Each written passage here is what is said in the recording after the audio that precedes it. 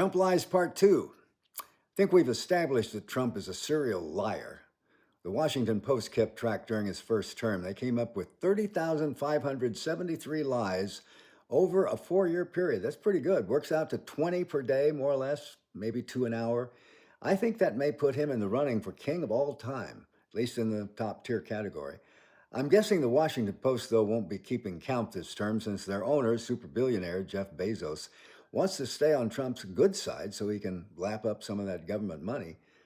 Maybe to help him pay for that $21 million wedding he just had. By the way, congrats, Jeff and your bride. But it takes a certain type of person to lie that much.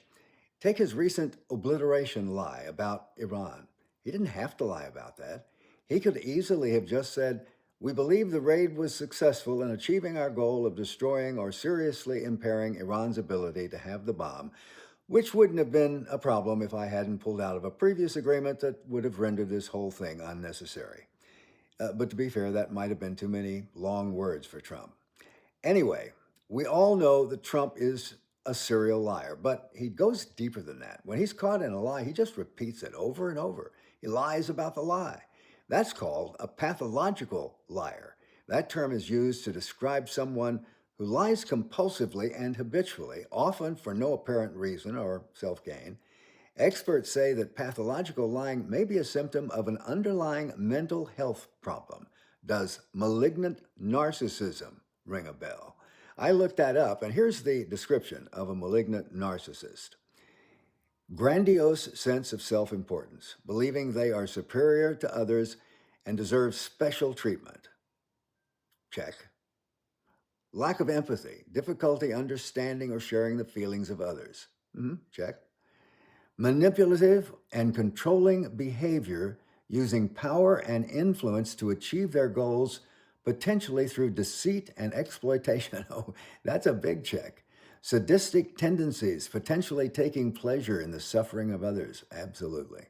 Paranoia, having a heightened concern about perceived threats. Yes. Antisocial traits, disregard for the rights of others, and a tendency to engage in harmful or illegal acts. All those big checks. Well, here's a term that might apply to those of us who still manage to believe him: cognitive load. That's the belief that the sheer volume of Trump's false statements can overwhelm the brain, making it difficult for people to process and discern truth from falsehood.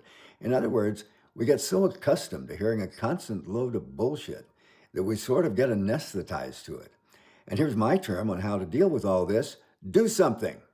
That means get involved, write your congressperson, go to a march or demonstration, find others of like mind in your area to join the resistance, become active on social media, but do something, goddammit, and keep doing it every day until we throw this bum out along with all of his enablers. Do something.